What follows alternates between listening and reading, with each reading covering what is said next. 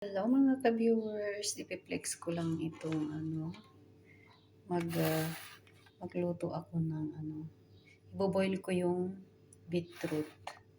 Ito yung beetroot, oh. 'Di ba parang ubi ang color niya. Yan, oh, beetroot. Yan. Ilagay ko dito sa pressure cooker. Yan. Diyan ko sa pressure cooker lulutuin kasi para madali maluto. Yan. At tatakpan ko. Yan, o. Ito yung maganda sa isang pressure cooker ko na. Ganyan lang ang niya, o. Ganun lang. Diba nakalak na. Yung isang pressure cooker ko, tinatanggal dito. Pero ito, ginaganyan mo na lang, o. Yan, o. Automatic. Yan.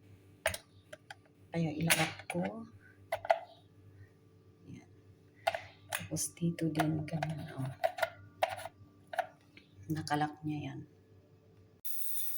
Hello mga ka-viewers, ito na tumutunog na yung nalagay ko sa pressure cooker na beetroot.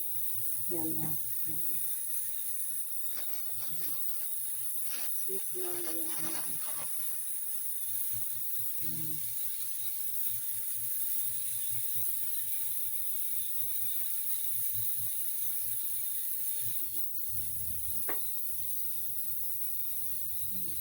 Kasi dito ako sa balcony. Ng kusina magluluto. Ayan, diba? Agad dyan sa labas. Mga ka-viewers, piplex ko lang yung niluluto kong vegetarian. Yan na. Pinapahinaan ko lang yung apoy para maluto. Ito yung yung zucchini. Yan. At saka ito naman nilagyan ko ng carrots. At saka tarong, yung eggplant. Yan, o, eggplant. At saka ang nilagay ko lang dito ay ginisa-gisa ko lang ng bawang. At saka onion, garlic. At saka black pepper ang nilagay ko. Salt. And 7 spices. At saka yung tomato. At saka nag-optional ako ng 1 tablespoon of tomato paste. Kaya yun yung kulay ko. Medyo kulay. Yan. Ang tawag nila dito sa lutong ito ay taba. Yan. Puro vegetable yan. Yan. Kaya ganyan ang kulay niya. Yan. Diba? Papahinaan ko lang ang apoy niya para maluto.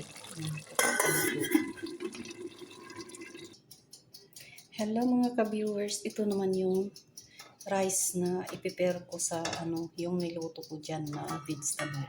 Yan, o. Rice na may vermicelli. Yan, o. Masarap. Yan. At saka ito naman yung beetroot na yan, o. Ang kulay niya ngayon ay medyo pink. Hindi kung minsan yung talagang dark pink ang kulay niya. Pero ngayon, ito bubuksan ko. Yan, o. Kasi nilagay ko dito sa pressure cooker para madali maluto. Bubuksan ko yung pressure cooker. Yan. Yan na tingnan ninyo, di ba? Ang kulay ng tubig niya. Yan, o. Yan. Ito ay yan, o. Ganyan ang itsura niya. Yan. Beetroot yan.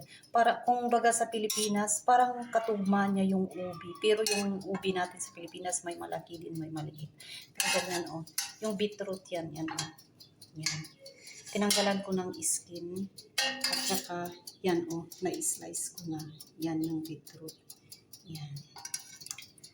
Kaya, puro vegetarian tayo ngayon ang pagkain. Yan. Ito, sobrang sarap ito. Yan. Maraming salamat mga ka-viewers. Thank you for watching. Don't forget to subscribe and hit the notification bell.